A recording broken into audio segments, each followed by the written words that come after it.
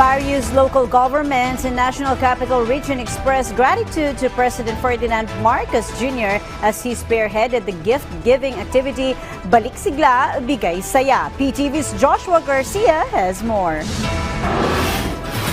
Thousands of children received early Christmas gifts from the Balik Sigla and Bigay Saya initiatives, a special offering from President Ferdinand R. Marcos Jr. for the kids. Local governments expressed their heartfelt gratitude over the multitude of children made happy by this initiative. This includes cities like Quezon City, Caloocan, Pasay, and Las Piñas. According to them, this is truly timely, especially with Christmas just around the corner. Sa ngalan ng mga kabataan ng Lungsod Quezon, kami ay taus-pusong nagpapasalamat sa ating minamahal na Pangulong, President Ferdinand Bongbong Marcos, kasama ng kanyang may bahay, si First Lady Luis Araneta Marcos, para sa gift-giving na ito. Ganun din ang ating pasasalamat kay Pangulong Bongbong Marcos at kay First Lady Luisa Marcos sa event na ito dahil mas nadagdagan mo ang aming mga napasayang bata.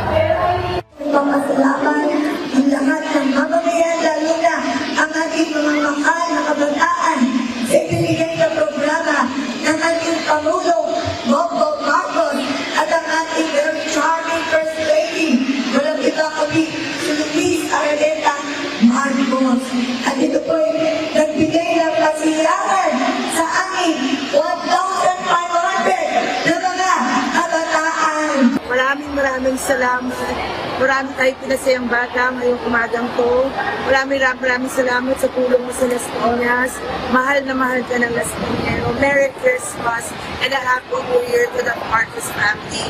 Similarly, in the cities of Manila, Parañaque, Mandaluyong, and Pasig, both children and parents deeply felt the spirit of Christmas. Maraming salamat Pangulong Bongbong Marcos Jr. at First Lady Lisa Araneta Marcos sa inyo pong napakagandang programang Balik Sigla, Bigay Saya na napaligayan niyo po ang 1,000 mga kabataan dito po sa lungsod ng Maynila. Maraming salamat po, maligayang Pasko at masaganang bagong taon po sa inyo. Well, malaking bagay ito na ibigay ni Presidente itong ating mga school supplies. Kami po nagpapasalamat sa ngalan ng lungsod ng Parañaque at talagang prioridad ng gobyerno para sa mga kabataan na ibigay natin tamang edukasyon. Merry Christmas and Happy New Year po. Sa ating mahal na Pangulo, PBBM, and of course sa ating pong Ma'am Lisa Araneta Marcos, maraming salamat po. Alam po naman na batang Mandaleño. Merry Christmas and a Happy New Year po. Kami pong mga Pasigueño ay taus-pusong nagpapasalamat kay President BBM at syempre sa lahat po ng mga kasama natin dito, lahat ng mga kasama mula Office of the President, mula DSWD, sa mga kasama ko sa LGU, sigurado po magiging masayang-masaya ang mga kabataan natin dito sa Pasig at pati na rin ang mga magulang nila. The cities of San Juan, Navotas, Marikina, Pateros, and Taguig also expressed their heartfelt gratitude for the gifts received from the Office of the President. This, they said, is proof that the government prioritizes the youth, who are considered the future leaders of the next generation, and serves as an encouragement to value education. Ang buong lungsod ng San Juan ay nagpapasalamat po sa inyo, mahal na Pangulong BBM, sa mga regalong inahandog niyo po ngayon para sa kabataan ng San Juan. So, asahan niyo po ang buong suporta ng San Juan sa inyo pong bagong Pilipinas Administration. Nagpapasalamat po tayo kay Pangulong BBM sa kanyang inisyatibo na magbigay ng kaligayahan at pagmamahal. Tuwa po yung mga bata po natin dahil siyempre alam niyo naman tuwing Pasko, ito'y panahon lalong-lalo na sa ating mga kabataan at ramdam na ramdam nila ang inyong kalinga at pagmamahal.